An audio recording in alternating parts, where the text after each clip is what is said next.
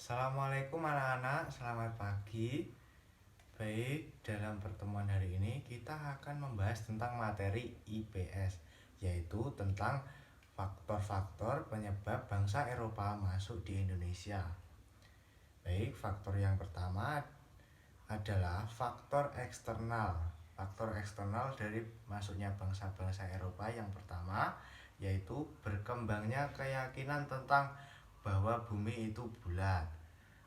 Keyakinan bahwa bumi berbentuk bulat menjelaskan apabila seseorang berlayar dari satu titik akan kembali ke titik yang semula. Nah, untuk meyakinkan hal itu, bangsa Eropa melakukan pelayaran dari titik negara mereka masing-masing. Baik, untuk faktor eksternal yang kedua adalah berkembangnya kekuasaan Islam. Semenjak jatuhnya perdagangan Romawi, gerbang perdagangan antara Asia dan Eropa terhalang-halang oleh pedagang Islam yang menguasai bangsa Asia. Oleh karena itu, bangsa Eropa ingin mengambil alih kekuasaan perdagangan dari tangan kekuasaan Islam. Nah, dari faktor yang ketiga adalah revolusi industri. Terjadinya revolusi industri di Eropa merupakan salah satu pendorong bangsa Barat termasuk Belanda ke Indonesia. Revolusi industri merupakan pergantian atau perubahan secara menyeluruh dalam memproduksi barang yang dikerjakan oleh manusia atau hewan menjadi tenaga mesin. Baik, untuk faktor yang keempat yaitu motivasi 3G, yaitu goal, glory, dan gospel.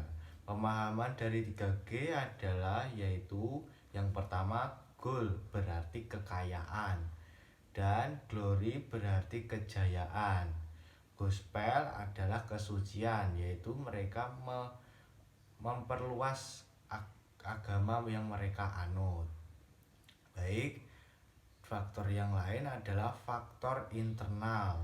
Nah, faktor internal itu bisa dijelaskan sebagai faktor dalam negeri atau faktor dalam Indonesia.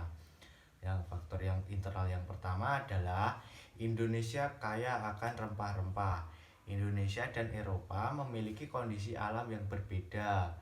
Keberadaan musim hujan dan kemarau di Indonesia mengakibatkan tanaman dapat tumbuh dan berkembang di Indonesia. Yang kedua, rakyat Indonesia sangat ramah.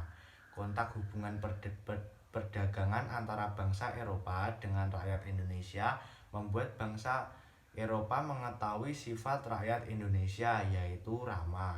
Oleh karena itu, sifat itu dimanfaatkan oleh bangsa Eropa untuk masuk ke Indonesia. Faktor internal yang ketiga adalah kurangnya rasa persatuan di Indonesia. Indonesia yang kala itu disebut sebagai Nusantara terdiri dari beberapa kerajaan. Tidak semua kerajaan yang ada di Indonesia atau satu sama lain. Hal itu dijadikan bangsa Belanda untuk melakukan monopoli. Awalnya Belanda menjalin persahabatan dengan kerajaan-kerajaan tersebut dan menghasut mereka agar tidak menjalin hubungan dengan bangsa Eropa lain selain Belanda.